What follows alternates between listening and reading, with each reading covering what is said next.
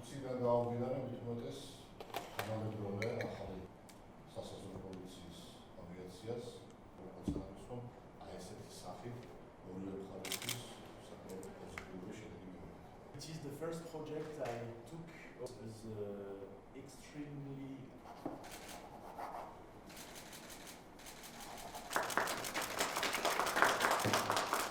საქართველოს შინაგან საქმეთა სამინისტროს სასაზღვრო პოლიციასა და ფრანგულ კომპანია Airbus Helicopters შორის დაახლოებით ერთწლიანი მოლაპარაკებების შედეგად ხელი მოეწერა კონტრაქტს 3 ახალი ევროპული ტიპის შსს-მ ვერტმფრენის შეძენის თაობაზე.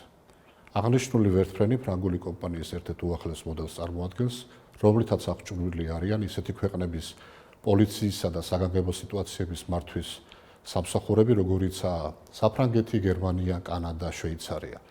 შსს-მ გამოირჩევა თავისი სიმძლავრით და მაღალ სიმაღლეებზე ფრენისას მანევრულობით. პირველი ვერტმფრენი საქართველოს სასაზღვრო პოლიციას გადმოეცემა 17 თვეში, ხოლო კიდე 3 თვეში დანარჩენი 2 ვერტმფრენით საქართველოში იქნება.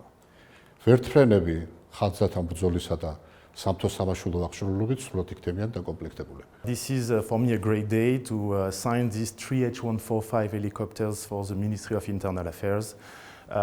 These helicopters are the worldwide leaders in their segments, which is public services missions, and are fully dedicated for firefighting, search and rescue, mountain rescue, earthquake management, and with this helicopter, which is at the latest safety standards and the most modern standard of the Western Europe, you will have the perfect workhorse to operate your missions, and this helicopter will be absolutely also dedicated to Georgian environment.